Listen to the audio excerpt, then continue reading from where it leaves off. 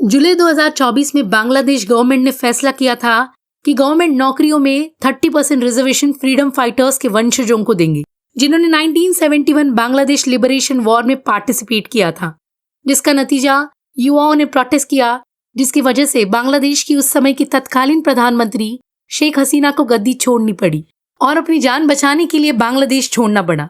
इन सारी प्रोटेस्ट में इनकलाब मंच का स्टूडेंट एक्टिविस्ट लीडर, जो भारत विरोधी ऑर्गेनाइजेशन है, वो उभर के आया। वो था शरीफ उस्मान हादी।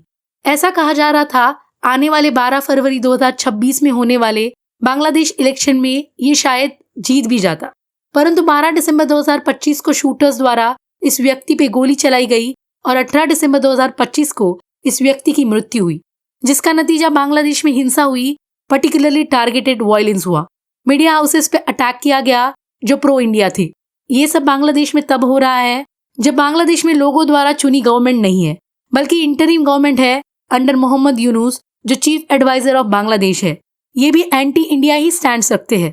चलिए आज जानते हैं बांग्लादेश की इस इशू को और समझते हैं इसमें जियोपॉलिटिकल प्लेयर्स कैसे इन्वॉल्व है। Hey everyone, my name is Rashmi and welcome back to my channel CAC spark. पहले तो जानते हैं बांग्लादेश में ये एंटी इंडिया नैरेटिव उभर कैसे रहा है। इस वक्त बांग्लादेश की परिस्थिति ये है कि वहाँ की पॉलिटिक्स बड़ी टर्मोइल में है, क्योंकि 12 फरवरी 2026 को बांग्लादेश में इलेक्शन है और बांग्लादेश का इशू ये है कि वहाँ के अलायंसेस बार बार शिफ्ट हो रहे हैं और पावर अनसेटल्ड है, और हर कोई जो पॉलिटिकली इन्वॉल्व एक्टर है वो अपनी लेजिटिमेसी को शो करने की कोशिश कर रहे हैं। यही कारण है बांग्लादेश में एंटी इंडिया नैरेटिव उभर रहा है। सेकेंड रीजन ये भी है एंटी इंडिया नैरेटिव उभरने का, बांग्लादेश की फॉर्मर PM शेख हसीना को भारत ने पनाह दी है। थर्ड रीजन है 2024 में जब से बांग्लादेश में रिजिम चेंज हुई है, तब से ये गेम पार्टी वर्सेस पार्टी नहीं, बल्कि old party versus religious establishment, student versus youth, identity versus identity का बन गया है। ये सारे रीजंस मिला के एंटी इंडिया नैरेटिव बना रहे हैं और नए बांग्लादेश की बात कर रहे हैं। हाल ही में बांग्लादेश के बांग्लादेश नेशनल सिटीजनशिप पार्टी के लीडर हसनत अब्दुल्ला ने स्टेटमेंट दी कि वो भारत के नॉर्थ ईस्टर्न स्टेट का एक्सेस भारत से काट देंगे। ये भी कहा गया कि हम सेपरेटिस्ट एलिमेंट को शेल्टर करेंगे जो भारत को प्रेशराइज कर रहे हैं।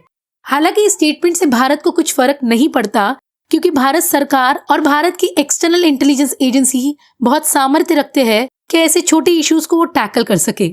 अब समझते हैं ये जो स्टेटमेंट है, इस स्टेटमेंट से जियोपॉलिटिकल प्लेयर्स जो बांग्लादेश इशू में इन्वॉल्व है, उनकी रणनीति और उनका इन्वॉल्वमेंट क्या है। एक भारतीय सिटीजन होने के नाते इसे समझना जरूरी है। चलिए जानते हैं वो जियोपॉलिटिकल प्लेयर्स कौन कौन है। वो है पाकिस्तान, चाइना और US।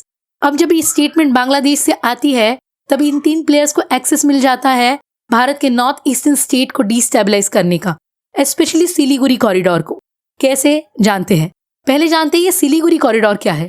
सिलीगुड़ी कॉरिडोर वो 22 किलोमीटर की एक लैंड स्ट्रिप है जो भारत के नॉर्थ ईस्टर्न स्टेट यानी 7 सिस्टर स्टेट्स को भारत के मेन लैंड बाकी बचे 21 स्टेट से कनेक्ट करती है। फर्स्ट बात करते हैं चाइना की। चाइना नदन बांग्लादेश में ड्यूअल यूज इंफ्रास्ट्रक्चर बना रहा है। ये क्या है, इसे समझते हैं। चाइना बांग्लादेश के नॉर्थ में सिविलियन इंफ्रास्ट्रक्चर बना रहा है, पर चाइना के पास वो कैपेबिलिटी है कि वो ओवरनाइट मिलिट्री लेवल के तौर पर इस इंफ्रास्ट्रक्चर को इस्तेमाल कर सकता है।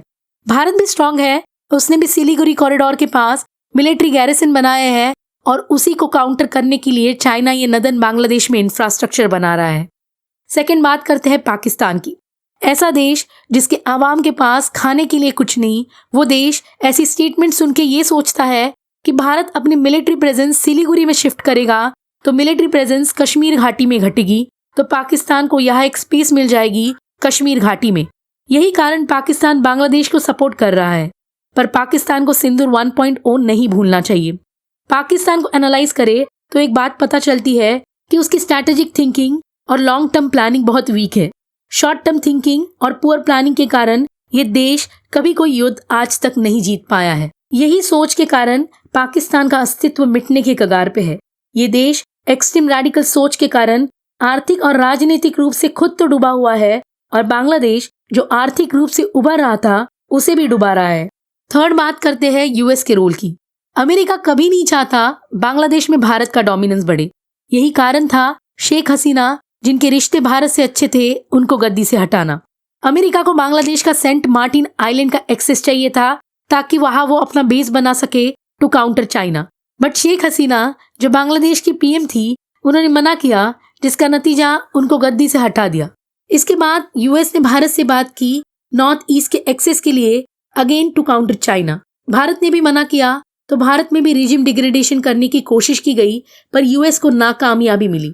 यूएस की प्रॉब्लम यह है कि वो बांग्लादेश में भारत को नहीं चाहता और चाइना को तो बिल्कुल नहीं चाहता।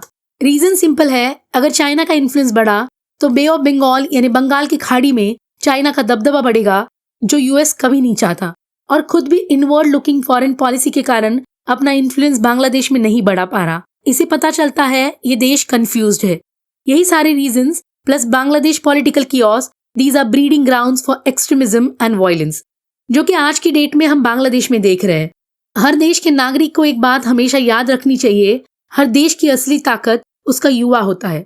युवा का काम पत्थर उठाना नहीं, बल्कि अपने इतिहास को संभालना होता है। बांग्लादेश हो या कोई और देश हो, एक देश सिर्फ जमीन का टुकड़ा नहीं होता, उसे बनाने के लिए लाखों लोगों का लहू मिट्टी में मिलता है। ये कभी नहीं भूलना चाहिए। लाखों माओं ने अपने बेटे खोए, बहनों ने भाई और भाइयों ने अपनी बहनें, तब जाकर आजाद देश खड़ा होता है। और जब हम अपने घर में आग लगाते हैं तो पड़ोसी और बाहरी ताकतों को मौका मिल जाता है वो अपना फायदा देके, पर नुकसान सिर्फ उसी देश का होता है और उसके आने वाली पीढ़ियों का होता है।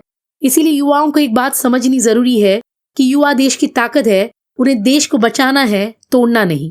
ये इन्फॉर्मेशन आपको कैसे लगी मुझे कमेंट करके जरूर बताइएगा, और ऐसे ही नए नए वीडियोस के लिए मेरे चैनल को लाइक, शेयर एंड सब्सक्राइब जरूर करिएगा। मिलते हैं एक ऐसे ही नए और इंटरेस्टिंग टॉपिक के साथ। Till then, good bye, take care and Jai Hind.